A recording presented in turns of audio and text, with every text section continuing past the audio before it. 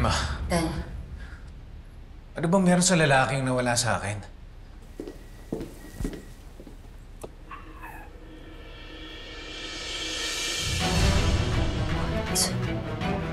Love? Dan! Ano bang problema mo? Ikaw! Ikaw ang problema ko. Dahil hindi ka na nakontento sa akin. Ano ba? Pwede Naghanap ka pa ng ibang lalaki. Pwede ba lasing ka lang? Kung meron sa kanya na wala, gusto ko malaman eh. Ano ba? Ito ba? Ano ba? Ano ba? Dan, ano Ito gusto ko. Bitawan mo ako! Ano ba? Galing ka sa akin. Bitaw! Bitaw! Dan, ano ba? Ano talagang Hindi ka babae ka? Kasalanan mo ang lahat ng to eh! Tingnan mo, nagkakagulo na yung lahat ng dahil sa'yo! Baka kasalanan mo. Kasi pinaliw mo ako. Pero hindi ako papayag na manalo ka. Mas hindi ako papayag na manalo ka. Lalo na ngayon na nakuha ko na ang pamilya mo. Sa akin na sila, Emma. They are now mine. Mine, mine, mine!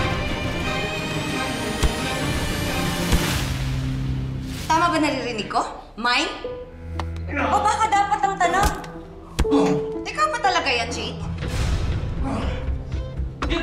Bakit, ha? Dahil nasanay kayo na si Ate Olive lang ang may kakayanang sumabog ng ganito?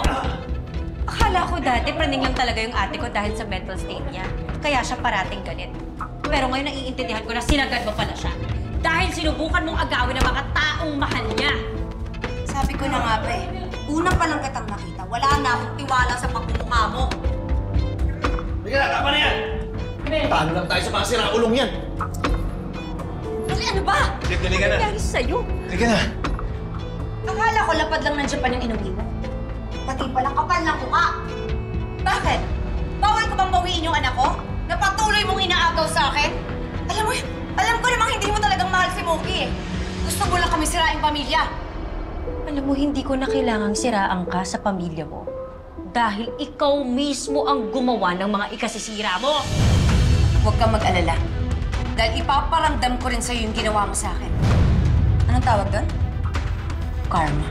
Hindi ako naniniwala sa karma. Oo nga pala. Nakalimutan ko.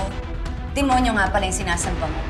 Kaya kahit may saktan ka, wala kang pakialam. Pero hindi ko hahayaan na magtagumpay ka.